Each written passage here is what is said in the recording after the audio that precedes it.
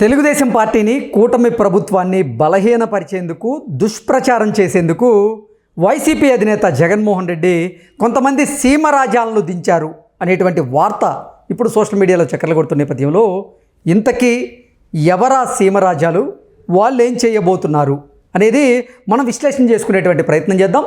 ప్రస్తుతం మనతో పాటున్నారు ప్రముఖ రాజకీయ విశ్లేషకులు, ప్రముఖ సీనియర్ జర్నలిస్ట్ సిఎస్ రావు గారు. సార్తో మాట్లాడదాం. సార్ నమస్తే. సార్ నమస్తే. తెలుగుదేశం పార్టీని అలాగే కూటమి ప్రభుత్వాన్ని బలహీనపరిచేందుకు, అలాగే వారి మీద దుష్ప్రచారం చేసేందుకు కొంతమంది సీమరాజాలను దించాడు జగన్మోహన్ రెడ్డి అంటూ ఒక వార్త సోషల్ మీడియాలో చక్కర్లు కొడుతోంది. ఇంతకీ ఎవరా సీమరాజాలు, వాళ్ళ పని ఏంటి, ఏం చేయబోతున్నారు? వాస్తవంగా దానికి సంబంధించినటువంటి సీమరాజాలకు సంబంధించినటువంటి ఎపిసోడ్ నడుస్తుంది ఆంధ్రప్రదేశ్లో.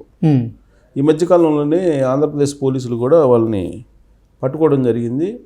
అయితే వాళ్ళ మీద పూర్తిస్థాయి కేసులు పెట్టినట్టు ఇంకా లేదు. సో దాంతో ఒకరి సీమరాజాన్ని అరెస్ట్ చేస్తూ ఇంకొక సీమరాజా వస్తున్నారు. ఇంతకీ ఎవరు ఈ సీమరాజాలు అని అంటే, తెలుగుదేశం పార్టీ, వైఎస్ఆర్ కాంగ్రెస్ పార్టీ అధికారంలో ఉన్నప్పుడు సీమరాజా పేరుతోటి వైఎస్ఆర్ కాంగ్రెస్ పార్టీ టవల్ భుజాన్ని కప్పుకొని ఆయన అనేక ప్రోగ్రాంలు చేశారు. ఆ ప్రోగ్రామ్స్ వైఎస్ఆర్ కాంగ్రెస్ పార్టీని బాగా డ్యామేజ్ చేసినాయి అనేది ఆ పార్టీ యొక్క ఒక అభిప్రాయం. అందుకే ఇప్పుడు ఏం చేస్తున్నారంటే, తెలుగుదేశం పార్టీ టవల్ కప్పుకొని సీమరాజా మాదిరిగా కొంతమంది ఈ స్టంట్స్ చేస్తున్నారు. స్టంట్స్ ఇప్పుడు మనం ఏ విధంగా అయితే జబర్దస్తి ప్రోగ్రాం చేస్తున్నారో స్టంట్స్, అదేవిధంగా జబర్దస్త్ ప్రోగ్రాం లాగా క్రియేట్ చేసి చేస్తున్నారు. ఇటీవల కాలంలో బాగా వైరల్ అయ్యి ప్రభుత్వాన్ని బాగా డ్యామేజ్ చేసేలాగా దుష్ప్రచారం చేసినటువంటి ఒక ఎపిసోడ్ని క్రియేట్ చేశారు. ఏంటి అని అంటే, ఒక పల్లెటూరుకి వెళ్తారు, ఒక గ్రామానికి వెళ్ళిపోయి ఆ గ్రామంలో కారులో వస్తున్నటువంటి, మోటార్ బైక్లో వస్తున్నటువంటి వాళ్ళని అడ్డుకుంటాడు. ఇతను అడ్డుకొని ఈ టవల్ వేసుకొని ఉంటాడు. అతను వైఎస్ఆర్ కాంగ్రెస్ పార్టీ కార్యకర్త. టవల్ వేసుకొని ఆపుతాడు. ఎందుకు ఆపుతున్నా అంటే, రోడ్డుకి డబ్బులు కట్టాను అంటాడు. రోడ్డు డబ్బులు కట్టంటే ఇక్కడ టోల్ కట్టడం ఏంది, ఇక టోల్ ఫీజే ఉండదు కదా అని అంటే, రోడ్లు ఓరకు వస్తాయా నీకు, ప్రభుత్వం దగ్గర డబ్బులు లేవు, రోడ్లు ఓరకు వస్తాయా నీకు, నువ్వు ముందుగా డబ్బులు కట్టు అని చెప్పి దౌర్జన్యం చేస్తాడు అతను. చేస్తే అప్పుడు అతను ఏమంటాడంటే, ఇంతకా మేము ప్రభుత్వాన్ని గెలిపించుకుంది, మేము నమ్మి మోసపోయాము, మీరు పల్లెటూరులో రోడ్లలో తిరిగినందుకే మీరు డబ్బులు కట్టించుకుంటున్నారు అని అంటే, నమ్మి మోసపోయాం మేము అని చెప్పి అతను అంటాడు. అంటే, నా సంగతి నీకు తెలుసు కదా, ఎలా డబ్బులు, నేను సంపదని ఎలా సృష్టిస్తానో తెలీదా నీకు, తెలిసి ఓటేసావు కదా, తెలిసి ఓటేసావు కాబట్టి నువ్వు డబ్బులు కట్టిల్లు అని చెప్పి అంటాడు. అప్పుడు అతను ఏం చేస్తాడంటే, డబ్బులు పే చేసేసి ఇతనికి ఎల్లో కండవ కప్పుకున్న అతనికి డబ్బులు, తెలుగుదేశం పార్టీ టవల్ కప్పుకొని ఉంటాడు, అతనికి డబ్బులు పే చేసి అతను తిట్టుకుంటూ వెళ్ళిపోతాడు. ఈ ప్రభుత్వాన్ని ఇంటికి గెలిపించిన చిచ్చిచి నేను అనవసరంగా ఓటేసానని చెప్పుకుంటూ వెళ్ళిపోతాడు. ఇది వాళ్ళు చేసినటువంటి ఎపిసోడ్. దాన్ని సోషల్ మీడియాలో వైరల్ చేస్తున్నారు. వైరల్ చేస్తూ ఇప్పుడున్న ప్రభుత్వాన్ని డ్యామేజ్ చేసేటువంటి ప్రయత్నం చేస్తూ ఉన్నారు. ఇలాంటి వాళ్ళని అనేక మందిని ఆంధ్రప్రదేశ్లో తయారు చేశారు. సీమరాజా ఏ విధంగా అయితే టవల్ వేసుకొని, వైఎస్ఆర్ కాంగ్రెస్ పార్టీ టవల్ వేసుకొని ఏ విధంగా అయితే ఎపిసోడ్స్ చేశారో ఆ రోజు ప్రభుత్వం మీద, అదే తరహాలో ఇప్పుడు తెలుగుదేశం పార్టీ జెండా వేసుకొని, టవల్ వేసుకొని, ఇప్పుడు అంటే ఎన్నికల సందర్భంగా కూడా వైసీపీకి సంబంధించిన కొంతమంది కార్యకర్తలు తెలుగుదేశం పార్టీకి సంబంధించినటువంటి జెండాని, ఆ టవల్ని భుజాన్ని కప్పుకొని కొన్ని వీడియోలు చేశారు కదా. అవును, చేశారు. కానీ ఇప్పుడు ప్రభుత్వం మీద వ్యతిరేకత తీసుకురావాలనేటువంటి ఉద్దేశంతో వీళ్ళు ఇప్పుడు కొంతమంది సీమరాజాలని మొత్తం రాష్ట్ర వ్యాప్తంగా కూడా దింపారు. ఓకే, ఏంటి అసలు వీళ్ళ టార్గెట్ ఏంటి? అంటే ప్రభుత్వాన్ని బదనాం చేయడమేనా? అంతే. ఇప్పుడు వాళ్ళు చేసినటువంటి ఎపిసోడ్లో నిజం ఉందా? ఇప్పుడు వాళ్ళు ఇప్పుడు పల్లెటూరులో, గ్రామాల్లో ఉండేటువంటి రోడ్లకి ఎక్కడైనా సరే టోల్లు వసూలు చేస్తున్నారా? ఈ మధ్యకాలంలో పల్లెటూరులో కూడా టోల్ ఫీజులు వసూలు చేస్తున్నారు చంద్రబాబు నాయుడు గారు ప్రభుత్వం, కూటమి ప్రభుత్వం అని చెప్పి ప్రచారం చేశారు కదా సోషల్ మీడియాలో బాగా. ఈ ఎపిసోడే కాదు, ఈ ఎపిసోడ్ని బేస్ చేసుకుని ప్రచారం కూడా చేశారు. చంద్రబాబు నాయుడు గారు నేను సంపద సృష్టిస్తానని చెప్పి అంటున్నాడు కదా. ఏ విధంగా సృష్టిస్తాడంటే, ఇదిగో ఇలా పల్లెటూరులో రోడ్లలో కూడా నీకు టోల్లో వసూలు చేసేసి సృష్టిస్తాడు అని చెప్పి చెబుతున్నారు.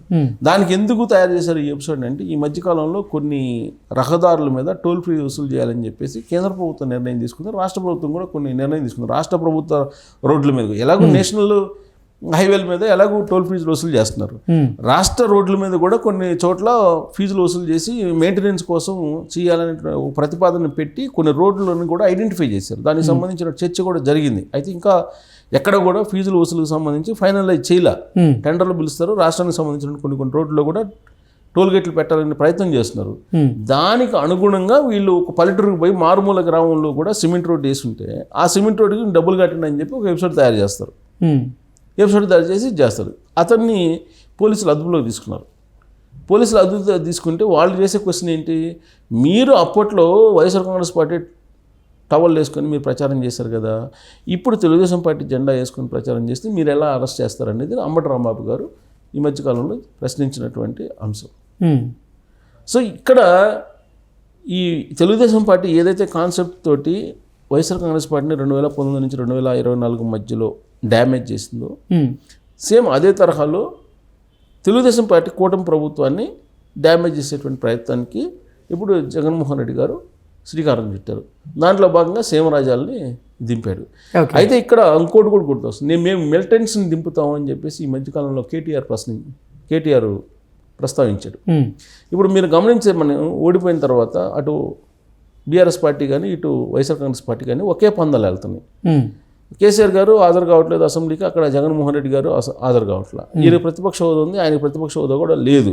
కానీ ఈయనకు ఉన్నా వెళ్తలేదు, ఆయనకు లేకపోయినా వెళ్తలేదు, ఇద్దరు అసెంబ్లీకి వెళ్తలేదు. తర్వాత ప్రభుత్వం చేపట్టేటువంటి కార్యక్రమాలు ఏవైతే ఉన్నాయో ఆ కార్యక్రమాలు మంచివైనా సరే ఖచ్చితంగా అడ్డుకునేటువంటి ప్రయత్నం చేస్తున్నారు.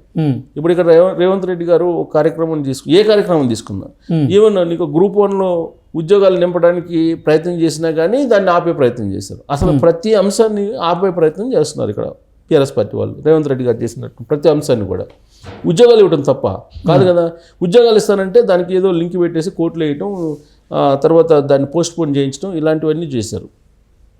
తర్వాత నీకు ఫార్మాసిటీ పెడతాను అని అంటే, లేదంటే ఇండస్ట్రీస్ పెట్టడానికి భూములు సేకరిస్తానంటే దానికి అడ్డుకుంటున్నారు. అంటే ఏది చేసినా కానీ దానికి అడ్డుకున్నారు. తెలంగాణ తల్లి దానికి ఇంకొక రకంగా భాష్యం చెప్తున్నారు. అలానే సేమ్ అక్కడ జగన్మోహన్ రెడ్డి గారు కూడా చంద్రబాబు నాయుడు గారు ప్రమాణ స్వీకారం చేసిన తర్వాత ఢిల్లీ వెళ్ళి రాష్ట్రపతి పాలన పెట్టాలని చెప్పి డిమాండ్ చేశారు. అంటే ప్రతి అంశాన్ని కూడా వీళ్ళు వ్యతిరేకిస్తూ ఉన్నారు. సోషల్ మీడియా వేదికగా చేసుకుని బ్యాడ్ ప్రాపగండా చేస్తూ ఉన్నారు రాష్ట్ర ప్రభుత్వాల మీద. సో వీళ్ళిద్దరూ ఒకేలాగా వ్యవహరిస్తున్నారు. ఇప్పుడు మిలిటెంట్ని దింపుతామని చెప్పి కేటీఆర్ గారు అన్నారు. ఇప్పుడు ఆల్రెడీ అక్కడ సీమరాజ్యాల రూపంలో ఆల్రెడీ మిలిటెంట్ని దింపారు. సో రేపు రాబోయే రోజుల్లో కేటీఆర్ గారు కూడా అలాంటి ప్రయత్నం ఇక్కడ చేసేటువంటి అవకాశం లేకపోలేదు. సో ఇవన్నీ చూస్తుంటే కనుక ఇప్పుడు ప్రభుత్వాలని ఏదో రకంగా కట్టడి చేయాలి అనేటువంటి ప్రయత్నం జగన్మోహన్ రెడ్డి గారు చేస్తున్నారు, లేదా కేటీఆర్ గారు కూడా చేస్తున్నారు.